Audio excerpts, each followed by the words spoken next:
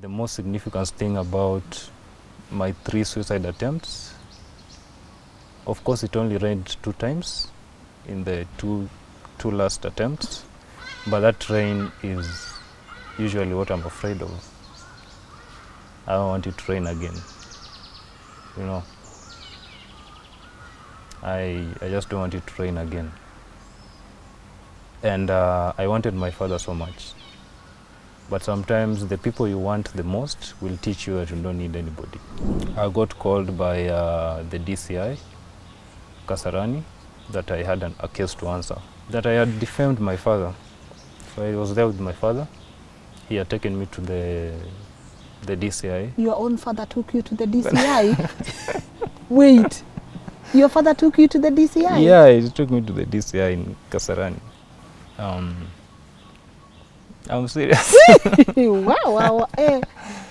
Yeah, he took me there. Yeah. I defamed him. I need to stop mentioning his name carelessly.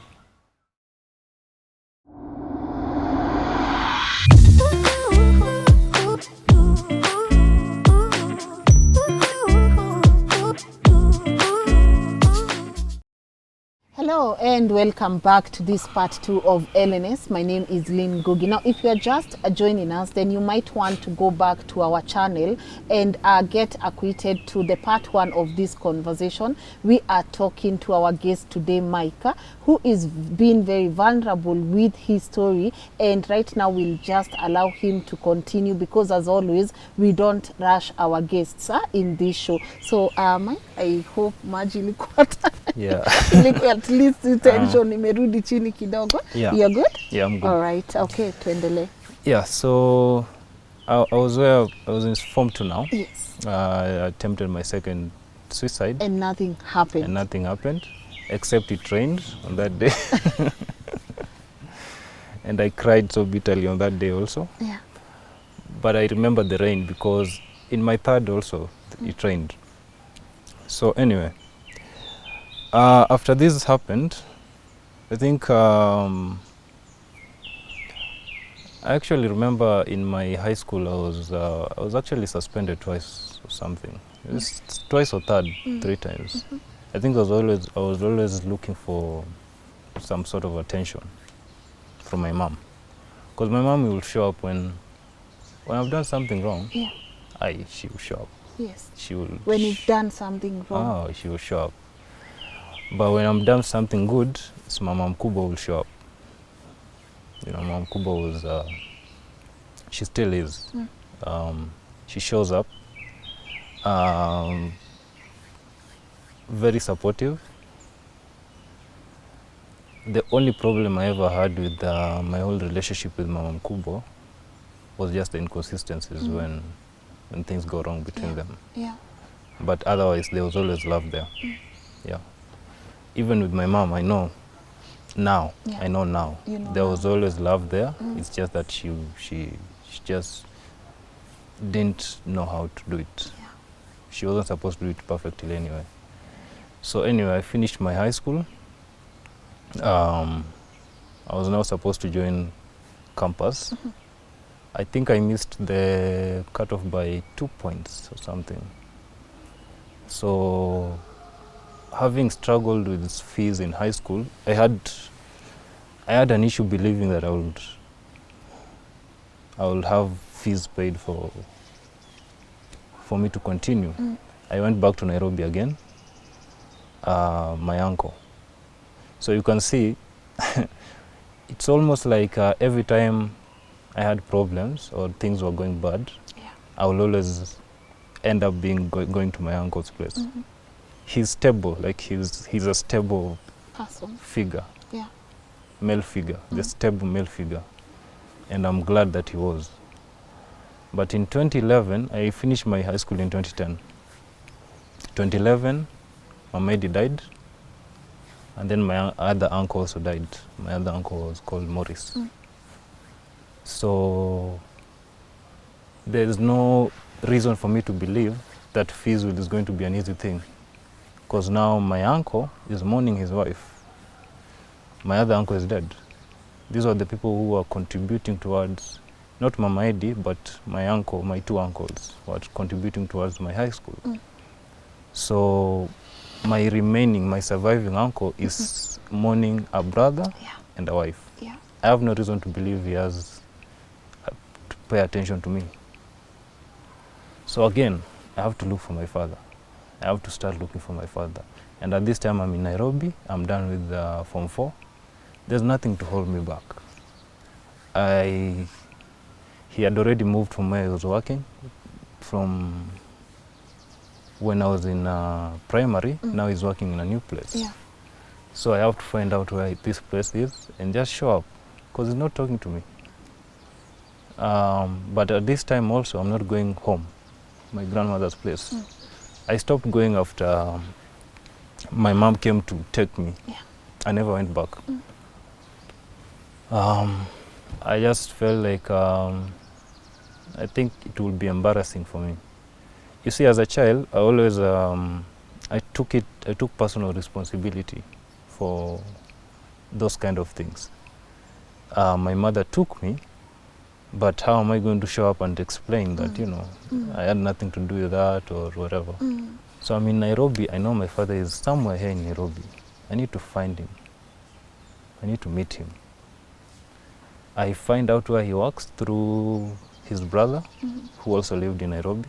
I did a lot of detective work trying to find him. For me to find his brother in Nairobi and him telling me where he works and me knowing where this place is and where his office is, to the exact, it's an institution, it's a higher learning institution. I won't mention which one, but it's one of the universities in Nairobi. Finding a specific person's office in a university, somebody who is not a lecturer, is not easy. But I did. I found him. I showed up, I go to the reception, and even the receptionist just as knew where I was going. I look like my father. I do look like my father. So even in those times where I was struggling with hating him or loving him, one thing I was sure of is how much I look like him, which sometimes wasn't a good thing, because you know, you hate sometimes. And I show up in his office. He wasn't shocked. It's like he was expecting me.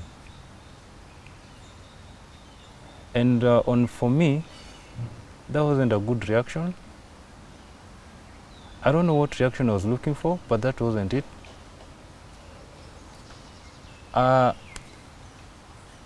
Michael, it's like you just sent me to the shop and I'm back. You're not even shocked. You're not even surprised. You're not even overexcited. You're not even shocked. You're just there. That reaction killed me, you know, because before I met him, I had my own conversations in my mind about how we are going to talk, about how he's going to want to spend the whole afternoon with me, talk to me, ask me questions. I've been looking for him.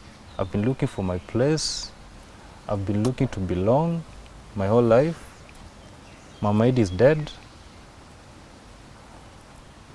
And Mama Eddie is not my mother, so even in family you can't claim her to anybody. But me and Mama Eddie, we had our own conversations, even after Form 4, when I went to Nairobi before she died, because she died in 2011. We had our own conversations. We always had conversations with Mama Eddie.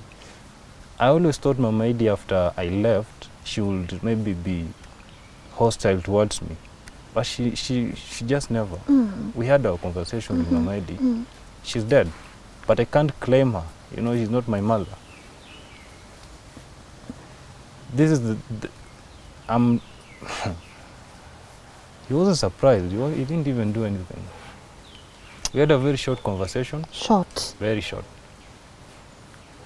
Of course, it was, you know, him being at work and how we'll catch up, you know. And I remember that day I didn't even go back home. There used to be a Kamba offices in town. I slept there. it wasn't because of anything maybe had happened at home. Yeah, did he even offer to buy you lunch, give you some pocket money? He gave me some money. Yeah. It was transport enough for me to Go back home. to go back home, and his number. Yeah.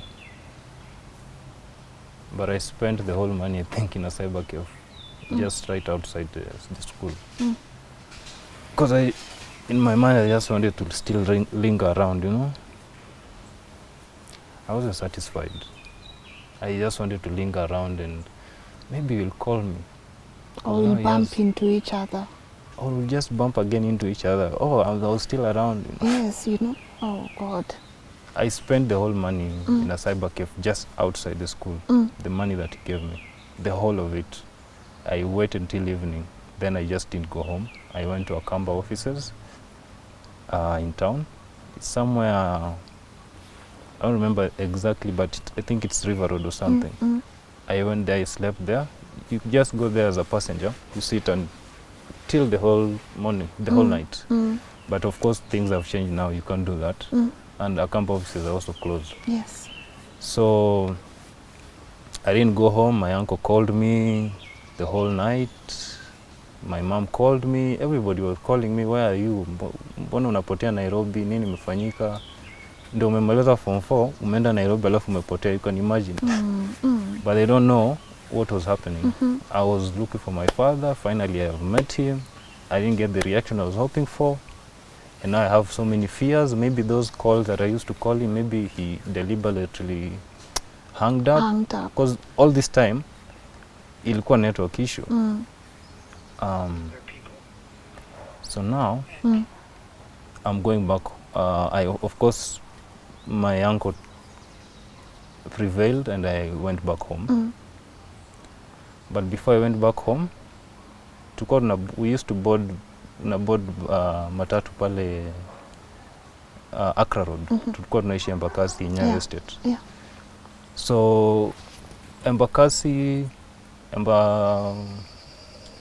hapo Accra Road, there's these Tuskies. I don't know whether it's Tuskies or Naivas. There's a supermarket. There's a supermarket and then Accra Road. Yes. You know, I don't know if you know that one. Yes, I know Accra Road. So this supermarket, I went in there and I bought poison. Which one? Huh? Rat poison? No, this time it was an insecticide. Oh. Actually, since that time, it was in 2011, to date I've never gone back to the supermarket again. Because it has those bad memories. I bought poison, so I'm going home. Nyayo Estate. My uncle goes to work. This time my lady had already passed, so most of the time the house is you're alone. Yeah, most minimal of the time. supervision. Yeah, there's minimal supervision. My uncle is a very quiet man, but he's stable. His presence is very stable. Yeah. So he goes to work, he'll come back in the evening. If you need to talk to him, we'll talk to him. He's always there. Yeah. He's there. But how do I explain this to him, that I've met my father? I didn't even tell him. I didn't tell him that I met my father. I just had my poison. And again, there was nobody to stop me for the third time. So I tried for the third time. And nothing happened. This was the second time I was trying alone with nothing happening. And because the second time I thought maybe that poison isn't that strong. So you went for a more stronger one? I thought maybe this is stronger. And I also thought maybe it's because I took it with the sleeping pills, maybe they neutralize each other or something. I had to try something else. I tried an insecticide without anything else. Nothing happened. But again, it rained on that day. Later on, I talked to my uncle about it. I told him I tried. Of course, the usual. He talked to me. And the most significant thing about my 3 suicide attempts, of course, it only rained 2 times in the two last attempts. But that rain is usually what I'm afraid of. I don't want it to rain again. You know, I just don't want it to rain again. And I wanted my father so much. But sometimes the people you want the most will teach you that you don't need anybody. Wow. You know? Say that again. Yeah, the people you should you look for, Yeah. you need the most. They will just teach you that you don't need anybody. And sometimes that's a good thing, but sometimes it's a bad thing. Because no man is an island. Yeah, it's a bad thing in a relationship. Yes. Because you don't need anybody. Like for me, one of the struggles I've had with my relationships is, if we have an issue, I'm willing to cut off the fingers, not the nails. Not the nails. You cut off the nails, you don't cut off the fingers. But I'm willing to cut off the fingers. You know? And also, like I told you, there's no inconsistency. You can make great plans with me. But if in the last minute I decide I'm not going. I'm not going. And you're wondering what's wrong with me. So I think for me that's the most significant thing my father taught me. That I needed him the most. I don't think he ever realizes how much I looked for him and how much I needed him. You know, I don't think he realizes that. That was the first time I met him. Of course, I went to law school after that. But that struggle never left me. And fast forward now to around 2017, this is the second time I met him. I had shared my story. I think I'd shared a snippet of my story on social media. I know that was bad judgment on my side, sharing, you know, things I'd gone through, 3 suicide attempts, whatever, on social media. That was bad judgment, but that also triggered the second meeting of me and my father. I got called by the DCI, Kasarani, that I had a case to answer. So I went there, it was 2017 or something. That I had defamed my father. So I was there with my father. He had taken me to the DCI. Your own father took you to the DCI? Wait, your father took you to the DCI? Yeah, he took me to the DCI in Kasarani. I'm serious. Wow. Yeah, he took me there. Yeah. Defamed him. I need to stop mentioning his name carelessly. Embarrassed him. All those things. Of course, that time we used to have. I had his number, he had my number, we will talk once in a while. But it wasn't what I was hoping for, like I mentioned. It wasn't the relationship I was hoping for. So of course, I shared my story online and he didn't like it. He took me to the DCI. I got a whole lecture about how I don't understand things. I deleted the post and everything.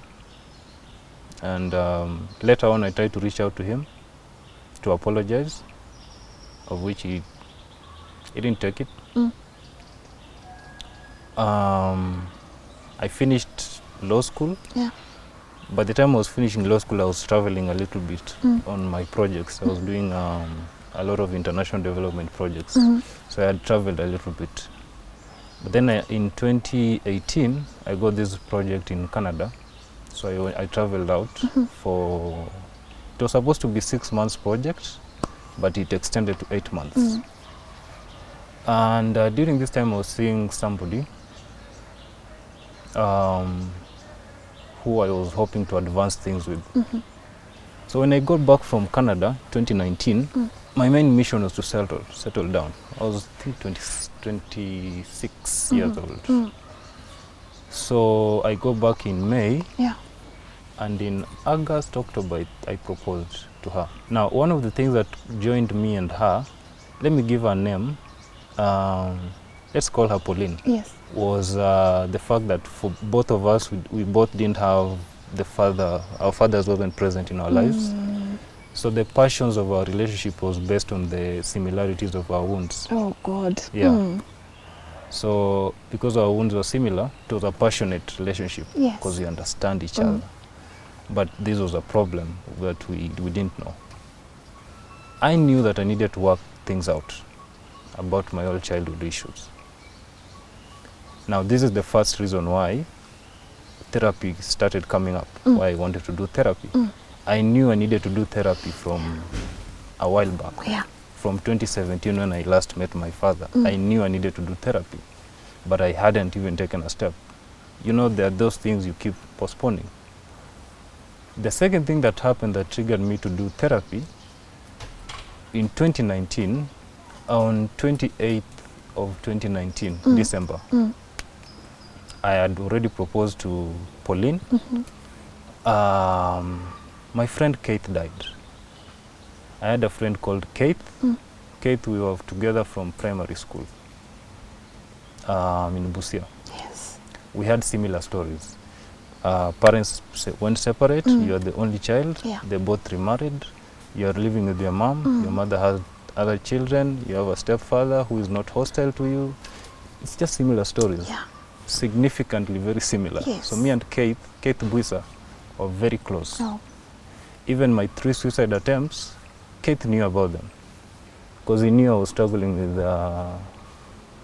my old fatherhood thing. He also had his own struggles, but I don't know how significant they were compared to mine. Kate had committed suicide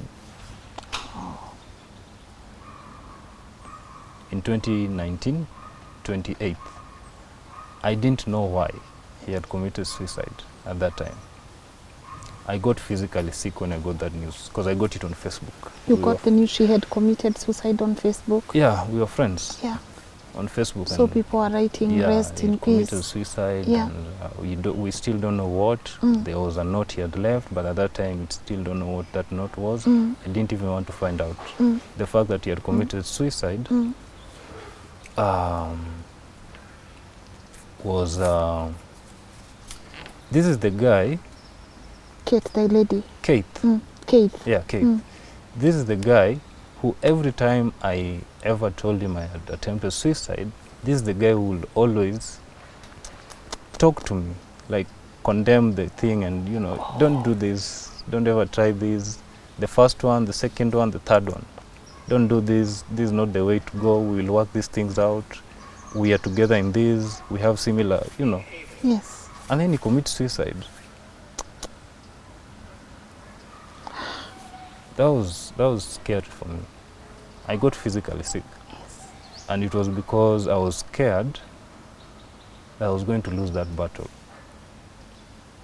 The last time I had attempted suicide was in 2011.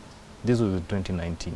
This is something I had already believed is way behind me. It's gone. It's gone. I've met my father. Yes.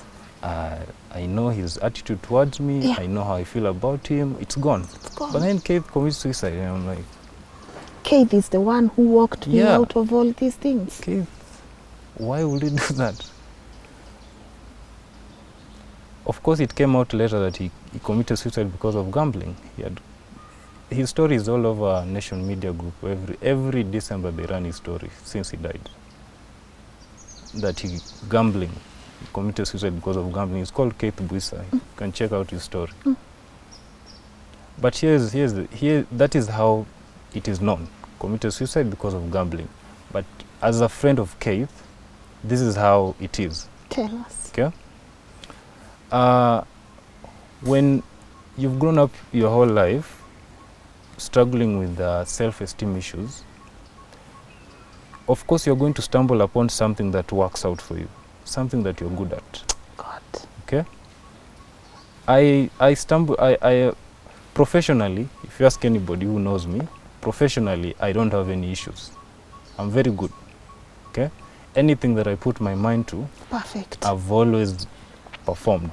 And that is why even before I finished law school, I was already out. I was traveling, you know. I've never struggled with my professional life to date. I switched career from law to international development to now a software developer without any struggle.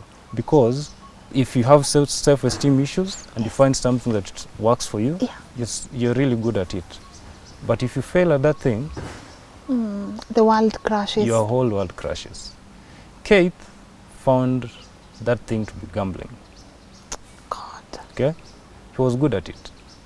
I want to assume that. Yes. He was good at gambling. He could predict, he could win, Yeah. he could make good wins. Yes. Maybe sometimes we'll lose. And he was a very jovial guy. He was the person, like, for me, he was, even on his graduation, he was working at Huduma Center in Kakamega. We were good friends from primary school. And the only reason we were good friends is primary all the way to our adulthood was because we had similar stories. We both want to see how this thing goes. You know? We've gone through this same thing. We want to see how far it goes. And then you commit suicide. And I know why you committed suicide, because this is one thing you found you could work. This is one thing you are good at. And maybe you failed at one time or two times. I don't know. Yeah. So your whole world crashed. And Keith actually called people to wish them goodbye. So he knew what he was going to do. He didn't call me. Of all the people, he called people. Before he committed suicide, he called people and, just wished them Happy New Year. And it was that festive season. It was 28. So for me, that's how I viewed it. Yeah. The whole world can view it as he died because of gambling. No. But for me, he died because, as somebody who has gone through self-esteem issues, if you find one thing that works out for you, and that thing fails, you're done. Yes. It's like Mike Tyson. It's like Whitney Houston. Killing herself. Yes. It's just one thing. One thing. If that one thing fails, you're done. So I got scared. This is in 2019. So now I have to do this therapy thing because there's nobody else. There's no Mama Edi. There's no Kate. I have to do this thing. And I'm getting married. I want a different outcome for my relationship. Yeah, and it's even for okay. my We children. always have monkeys here. Even for my children, I want a different outcome from what I What went you through. lacked Yeah. is you are not going to have your kids go through that. Yeah. And one thing about me is I recognize that I don't always make the best decisions.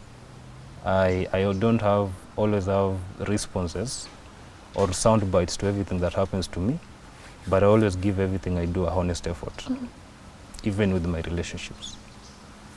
So I wanted to be very intentional about, me being a family man and being a father. Because, you see, every relationship has its own struggles. Yeah. Some people struggle with a cheating partner, a violent partner.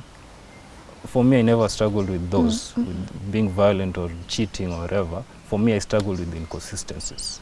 So if anybody was dating me, they don't have to worry about me being out there with any other woman. Yes. Okay? They don't have to worry about me being violent. But they have to worry about me being consistent. That's one thing. And I knew that. So I had to deal with that thing before I get married. Yeah. So me and Pauline, the name, we have our issues like always, but they always, you can sort them out. And we decided I decided we need to give this a break. We've already filed for the notice. We were doing the AG way. The AG, yes. So we had filed it's 21 days. 21 days 21 notice. days notice. We had already filed that. Yeah. That is early 2020. So we were just waiting for that, then we get a date. Yeah. That was before even COVID happened. But we have our issues. So I said, I'm going through therapy. I will propose you also do the same. Yes. And we need to take a break. Okay?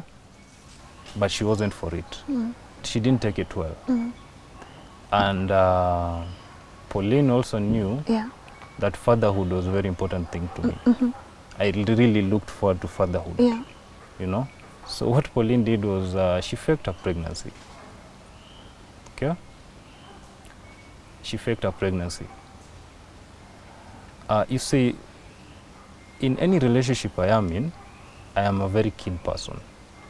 I pay attention to details, especially anything that has to do with parenthood. I will know when the last period was. I am not just saying that. I know how those details. So she faked her pregnancy, but she didn't count on me being very keen. Even her own mom confirmed that she was not pregnant. I had other evidences, including you know, if you're pregnant, you don't need to keep using sanitary towels and things like that. Yeah. But I insisted that we needed to take a break. I was hoping, everybody around me was telling me this is a lie, because now it became a family issue. So she went back to her mom's place. I remained in Kisumu. And she keeps insisting that she's pregnant. And I keep insisting, let's do a test. Let's do even an ultrasound. I need to know the gestation period, the gestation age. Yes. The gestation age of the child. I need to know the health, because we've been going through our issues, the stress and everything. It could be affecting the child. I need to know these things. But she's not willing. But deep down, I'm hoping it's true that she's pregnant. I'm just praying that it's true. But everybody is pointing to the fact that it's not true. Even her own mother is telling me. Why are you wishing it's true? I've always looked forward to fatherhood. I've always looked forward. Even me taking the initiative to go the therapy path, it's something I look forward to, you know? And I think it has to do with my own parents, my own father. Okay, I want to be an intentional father, not just parent, but father. And it's something she knew. It was very close to me.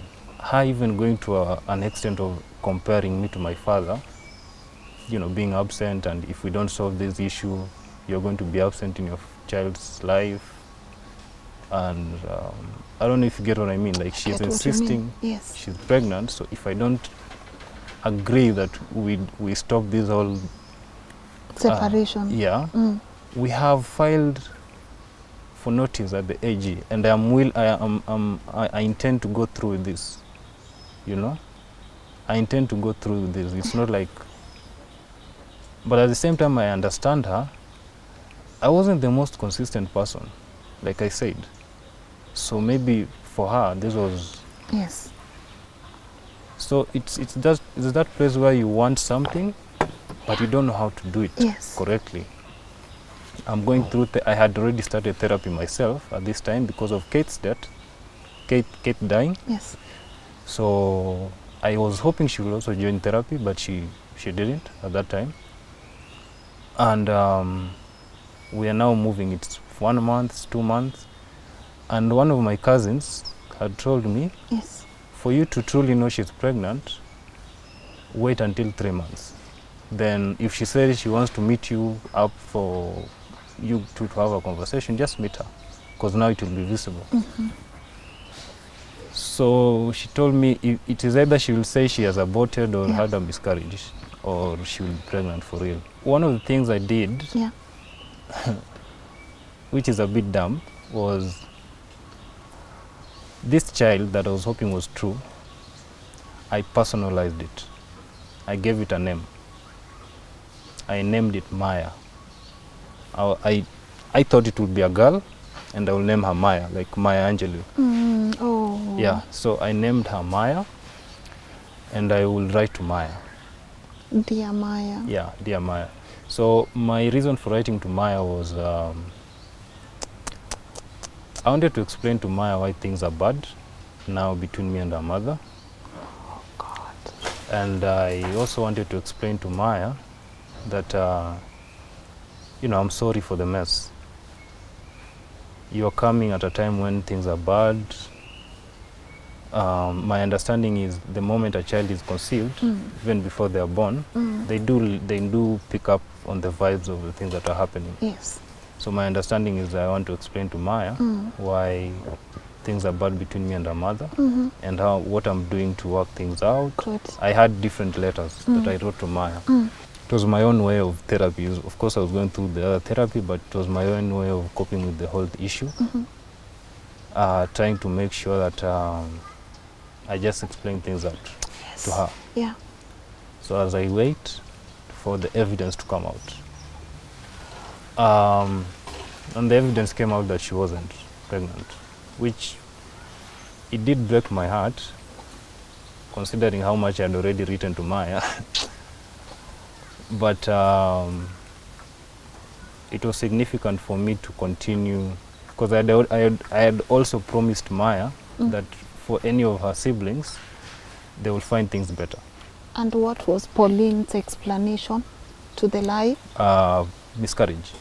She said miscarriage. She didn't even tell me. She told my friend's girlfriend. She didn't tell me directly. Yeah. Because I'd already told her that I know if it is a lie, you're going to come up with miscarriage. So she wouldn't tell me. But the fact that her own mother confirmed, her mother had no reason to lie to me. She had no reason to lie to me. We are getting married. We had already done family introductions. Her mother is actually trying to medicate her so that she can conceive. Yeah. She has no reason to lie to me. Okay?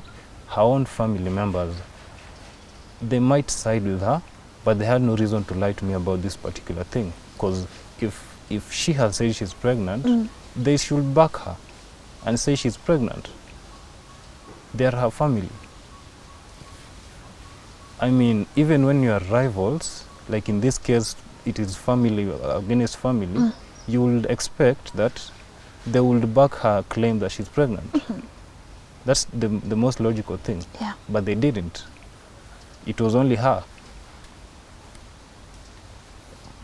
That broke my heart.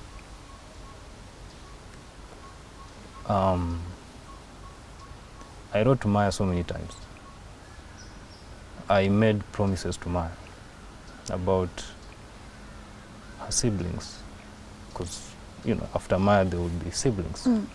So my understanding was her siblings should find things better than how she found things. Like I promised her that I would try and reconcile with my father. I promised her that I'll go through with therapy. A lot of things.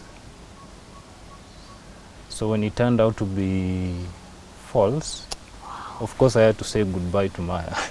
I had to, I had to bury a child that never existed.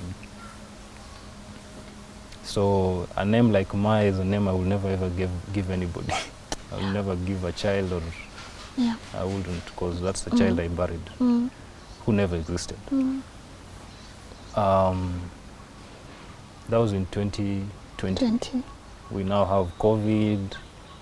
That's also the year that I switched careers to tech. Yeah. My first attempt at marriage had failed right before my eyes. Yeah. Kate is dead, and that is scary to me. I don't want it to rain again, if you know what I mean. I know what you mean. I don't want it to rain again. I know what you mean. And I'm scared. Yeah. Like, I was honestly scared, because who exactly was I supposed to turn to if Kate lost his fight? Yeah. And he lost it at first round. Yeah. I went through 3 rounds. 3 rounds.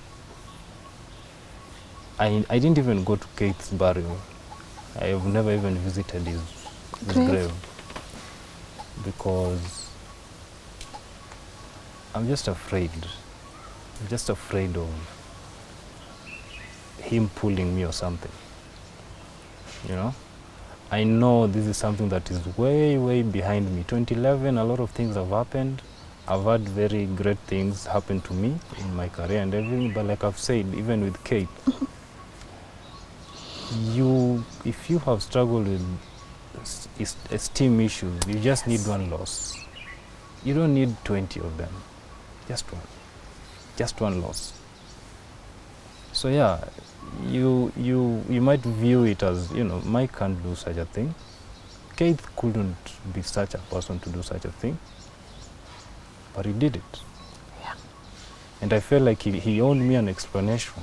Yes. He didn't call me when he was calling people to say goodbye. Why didn't he call me? Why didn't he say goodbye to me? Why didn't he, you know, call me and say, Mike, happy holidays or whatever, like he did with the others? Because that was his way of saying goodbye. Why didn't he wish me? Still breaks your heart. You know. And why do I keep seeing his story every end of the year? The Nation Media Group always runs his story, and the headline is gambling. It's not gambling. I know Cave. He just lost on something that he believed in.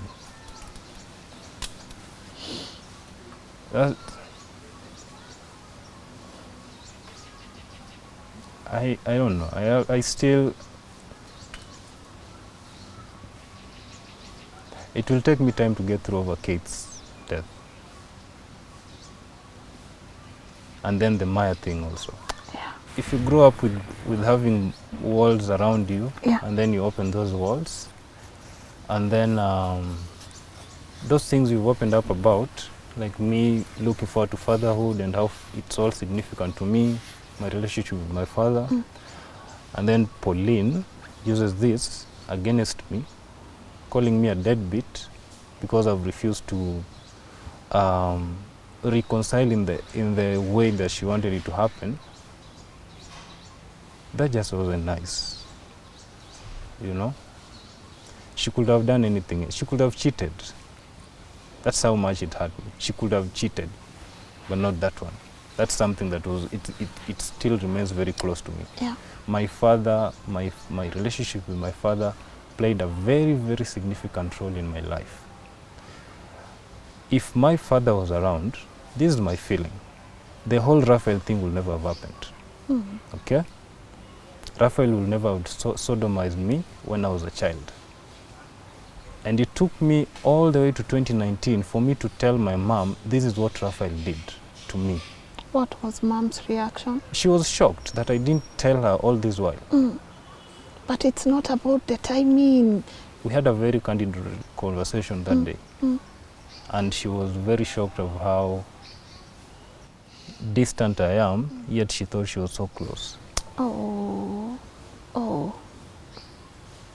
You know, she realized that I've always been operating alone. You know, since she got married, she realized that I've been operating alone. And I think it's also in that time that I realized that she wasn't supposed to do this perfectly. She did her best. And she's the parent who stayed. Yeah. You know? And where is Raphael? I heard he's somewhere, because on that time, my mom told me he's somewhere in the village, but his life turned upside down in one way. I don't know. His wife left, I don't know. A lot of things happened to him. But my mom told me, you wouldn't wish any worse thing to him, because he's already at his worst. At his worst. Yeah, you know, you cannot use people's life to profit yourself. You cannot. You always have to pay. You know, by no stretch am I a perfect person. Like I've said, I don't always make the best decisions. I don't always have a response to everything or a sound bite to everything that happens to me. Yeah. But I think it's the intention behind you doing something that is really important. So I feel like if he was around, the Raphael thing wouldn't have happened. Secondly, I wouldn't have had to defend his name that much. That guy wouldn't have had to ask me if the person I'm calling every time knows Knows me. you. My sister's thing would have never happened if maybe my stepfather was around also, because he was also in Busia, but Yes. just not around. I blamed myself for that for a very long time, of how I froze when I walked in. I had this conversation with my sister. Of course, I'm also trying to push that she also goes through therapy. But this thing, I feel these things wouldn't have happened if things were just a little different. Just A little different. Just a little different. Just a little presence. Yes. So I'm very intentional about parenthood. The things you do to your children when they are very young. You might think these things are very insignificant. Yes. But they're not. They're very, very significant. Especially when the child is before they're 9 years old. Especially before they're 9 years old. Yeah. This is how much time I've spent reading about children, because I've tried to understand my own childhood. Yeah. While I was in Canada, my friend, she's called Dr. Melissa. Dr. Melissa, she encouraged me to go to read parenting books. Her reasoning was, if you want to understand your own childhood and how things happened, you need to read parenting books about children. Try to understand the mentality of children and things. So I read a lot of those books while I was out. I would encourage anybody, if you're dating a man, ask him about his relationship with his mother and be keen about the response. Not just the response, but also how he talks about the response. If I tell you about we are okay, but the way I'm saying it is, Tuko tu sawa. yeah, it's not good. Because no man is going to treat you better than the way he treats his mother. That's the truth that you cannot turn away from. And no woman is going to view you in a better light Than she views her father. Yeah. I'm not saying that everybody has to be okay with their parents. But Okay? Some parents maybe are difficult. yeah. Some cases are more diverse than mine. But these are issues that need to be dealt with. Yes. Okay? Yeah. If you have an issue with your father, like I did, you need to deal with it. You do not need closure from him. I do not need closure from my father. Okay? I just need to deal with it my way. Yeah. Me going through therapy now in 2020, 2021, Yeah. it brought me I now had to talk to my mom. Now we sort of started becoming close. We are still building that relationship. Yes.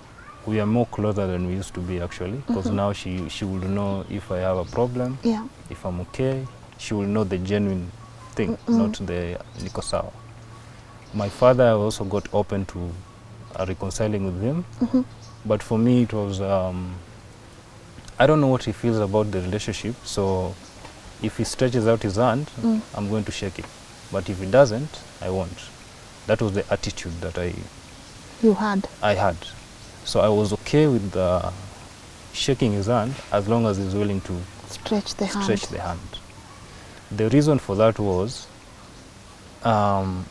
when your whole journey towards peace or whatever depends on that person also wanting peace, then it's going to have to be a problem. You know, your journey towards peace should not depend on the other person also wanting peace.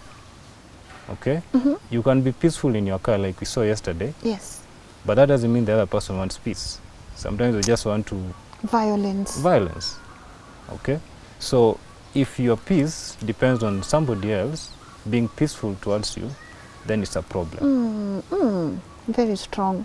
But if it's you intentionally, Yes. I want it. Yes. Whether they like it or they don't.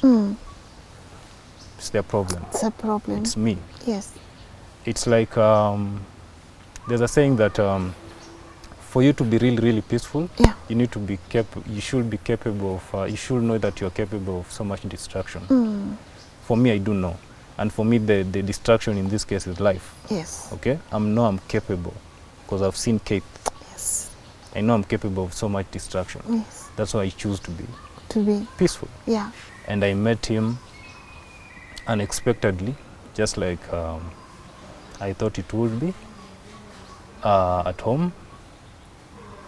Of course, he was still caught up in that issue about the DCI thing, the way he took me to the DCI, and I was wondering, I am a child, I'm not supposed to look for my father, and you're mad about how I Told my handled. story. Yeah. But then, anyway, I just want peace. So you can, you know. Do whatever. Yeah, but for me today, I just want peace. So I didn't try to start explaining my side and everything. Yes. The only thing I remember telling him was, I never had a father. Well, how was I supposed to know how to deal with fathers? That's what I told you. No. Yeah. You know, That's my a powerful defense too. yeah, he didn't. Yes. He didn't have any response. Yes. I understand. He's a proud man. He has his ego. That's something I recognize with him because it's also in me. But the only difference is I know when to let my ego loose. You know, I know the areas that I need work on. I recognize those areas, and I'm very keen on them because I don't want it to rain again. So if I have to let my pride loose or my ego loose, I will. You will. I just want peace.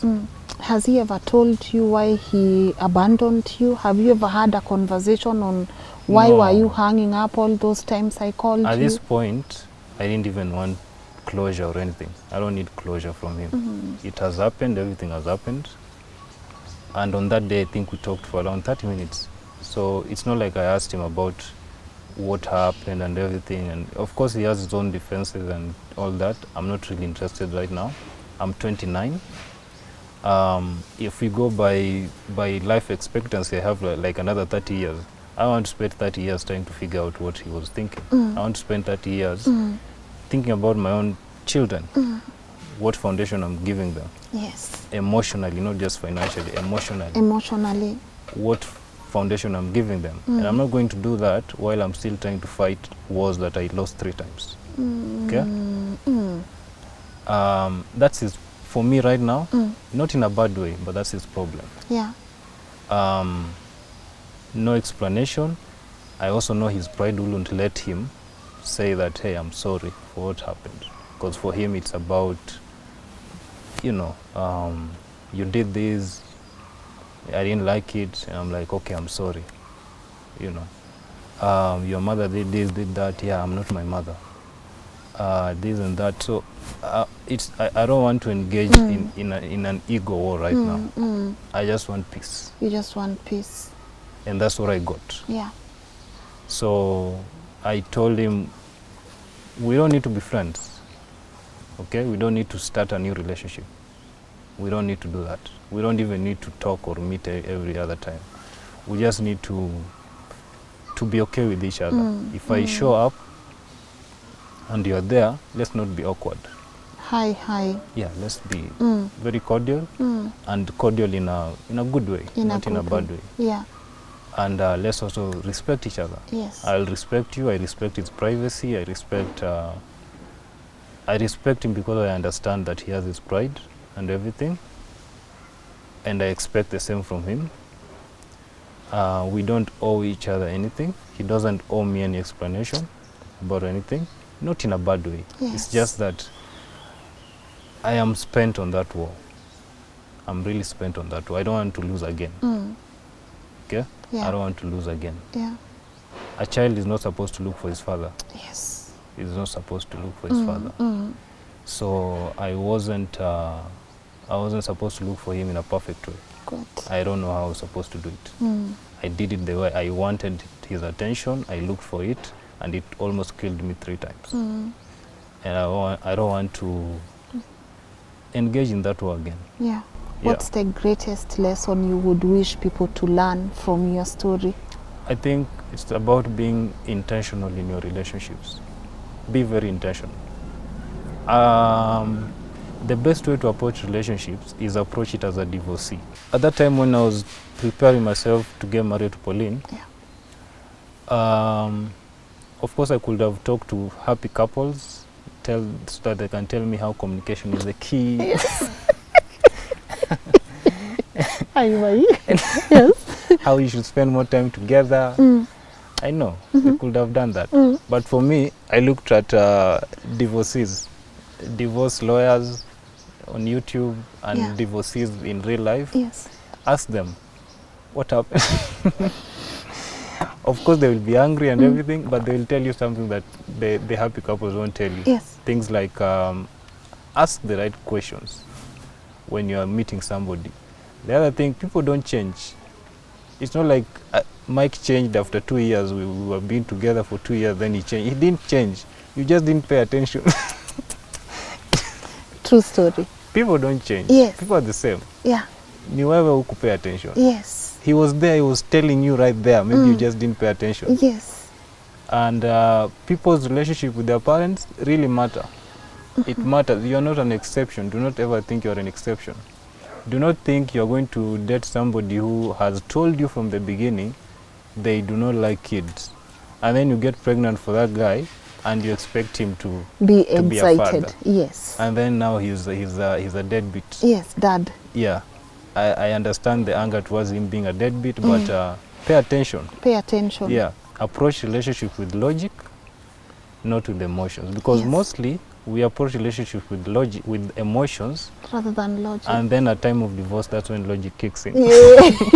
True story. Yeah. Yeah. At the time of now divorce, that's when logic you're a very logical person. Yes. You even know what you want out of the settlement. Yes.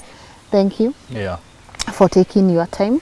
I know it's been a very long but a very eye-opening conversation, and the people who are watching you and they would definitely want to get hold of you, where can people find you and what would be your parting shot to our audience? You can get me on Twitter. Yeah. On Twitter, I'm Mike__Opondo. Yeah. It's best Mike Opondo. Yes. I'm the same on Facebook, Mike Opondo. It's only on LinkedIn that I'm Michael Opondo, but on Facebook and on Twitter I'm Mike Opondo. Yes. You'll find me. The picture is the same, so Hawatapotea. But then my parting shot, people think therapy is very expensive. I don't know how, but I would want to share at my therapist. Yes. Maybe if somebody might want to reach out, because I know therapy is a very personal thing. Somebody will not want to openly admit that they're doing therapy, especially men. Yeah. So if it's possible, you could share the contact to my therapist. Yes. She's very cheap. She charges me 1,500 per session. You'll give me the number? Yeah. It's already here as we speak. Yeah. So 1,500 per session, and I usually do 2 sessions per month. So that's 3,000 per month. Yeah. So it's not as expensive. People talk about 4,000 per session, 4,500, 5,000, and they think it's complicated. Yes. It's not complicated. It's just talking to somebody who gives you a different view of what you think. And I'm wishing you the very best. And as we speak, of course, your therapist contacts are right here. Okay. And guys, the link to Mike's social media accounts are also here on the screen. I really want to know your thoughts on this conversation. So be sure to share them on the comment section, and share this video with your friend, especially if you have a man in your circle. I want our men to know that it's okay not to be okay. And of course, I want to thank our partners, Optiven Real Estate, for sponsoring this episode, and they have these amazing pieces, these properties in Nanyuki, so their contact details are right here. Be sure to check them out. If you want to share your story with me, of course, my email is right here on the screen. Send a summary of your story, and who knows, we could be sitting here with you on our next episode of LNS. Take good care of yourself. Remember, it's okay not to be okay, and be kind to one another, okay? Bye-bye.